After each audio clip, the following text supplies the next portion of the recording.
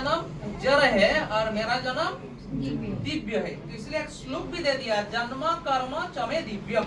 आप लोग पहला भी पढ़ा है श्लोक, तो बोलिए जन्म कर्म चमे दिव्यम एवं जो वेत्ति तत्ततः त्यक्त्वा देहं पुनर्जन्म नैति मामेति सोऽर्जुन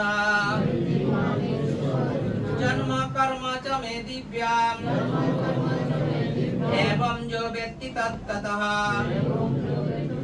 त्यक्त्वा देहं पुनर्जन्म नैति मामेति सोऽर्जुन। तो भगवान का जन्म और हमारा जन्म में बहुत अंतर है। हम लोग जब आता है तो कुछ नहीं लेके आता है ना, खाली हाथ में आता है और खाली हाथ में फिर जाता हूँ। लेकिन भगवान जब आता है खाली हाथ में ना आता है ना खाली हाथ में जाता है, भगवान सब कुछ लेके आते हैं। इसलिए भागवतम का आप देखेंगे ना, ये देखिए भागवतम का पहला फोटो में श्रील प्रभुपाद जी फोटो दे दिया। भगवान जब आया क्या था, मयूर पंखा था, उनका पर वस्त्र था, आभूषण था, बांसुरी था, सब कुछ था भगवान जब आया।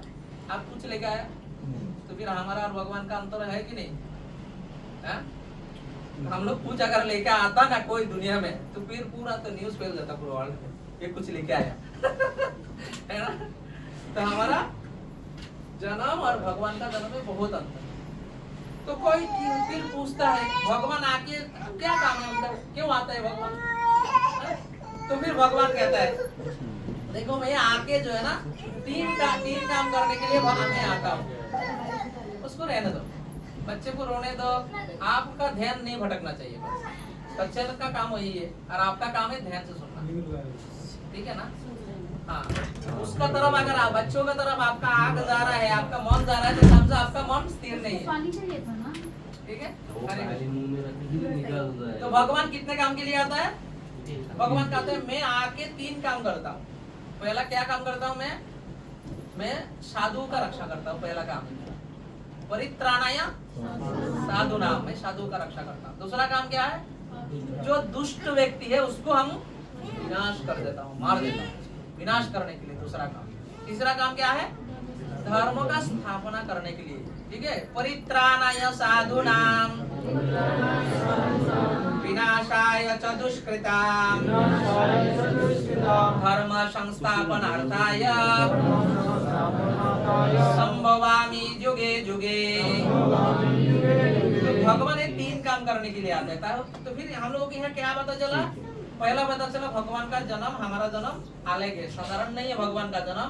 दूसरा क्या पता चला, भगवान असुरों का विनाश करने के लिए, साधुओं का रक्षा करने के लिए और धर्म संस्थापना करने के लिए, ये तीन काम करने के लिए भगवान आता है। तो किसी ने पूछा होगा भगवान अच्छा कहाँ आता है, कौन सा कुल में आता है, कौन सा गोत्र में आता है, सब किसी ने पूछा होगा।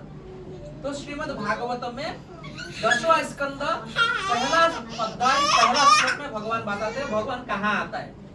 भगवान बोलते हैं हम दो कुल में आता है। एक कुल क्या है, सूर्य कुल और एक है चंद्र कुल। ये दो वंश में भगवान प्रकट होता है, एक सूर्य वंश और एक चंद्र वंश। कौन सा कुल में आता है बताओ?